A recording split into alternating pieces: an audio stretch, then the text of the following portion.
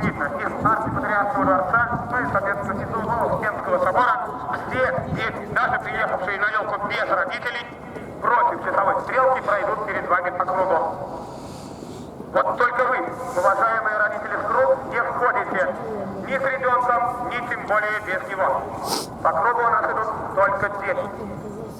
Выход детей с кремлевской елки длится долго, минут 40-50. Так что если в первые полчаса вы своего ребенка не увидели, это не значит, что он потерялся.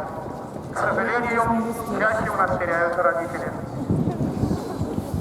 Увидев на кругу своего ребенка, в круг вы не вбегаете ни к ребенку, ни тем более за ним. Вы стоите на месте и как можно громче пытаетесь подозвать любимое дитя по имени и обязательно по фамилии, чтобы на одно имя к вам не подбегало 10 масс или 5 с криками «Отдайте мою маму!». Если, несмотря на все попытки подозвать любимое чадо, ребенок пробежал мимо и вас не заметил, бросаться за ним догонку не нужно. Все равно не догоните. У нас все дети сами доходят до своих родителей. Кто-то с первого круга, кто-то с третьего. Рекорд 28 кругов пока. Но доходят все. Когда ребенок дошел до вас, вы берете его за руку и аккуратненько ведете назад в ряды родителей. И уже за строем родителей в обход площади ведете ребенка на Боровицкие, либо в противоположную сторону на Троицкие ворота. Как вам будет удобнее. Но опять же, уважаемые родители, с ребенком вы идете не внутри круга, а только за строем родителей.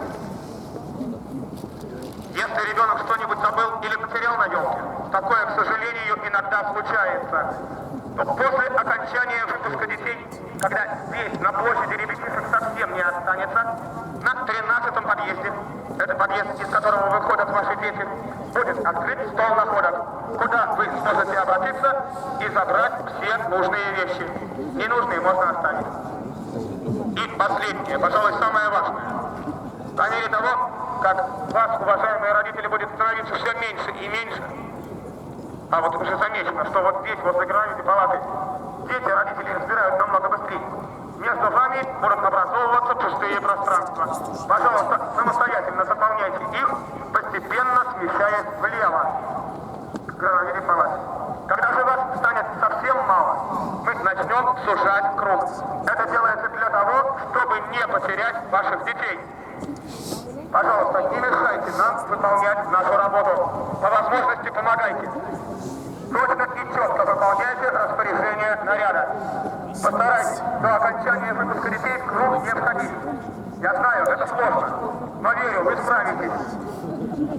Выпуская ребенка из круга, убедитесь, что он идет с родителям, а не пытается просто так улизнуть. Поверьте, мы очень не хотим терять ваших детей и очень надеемся на вашу помощь. Спасибо.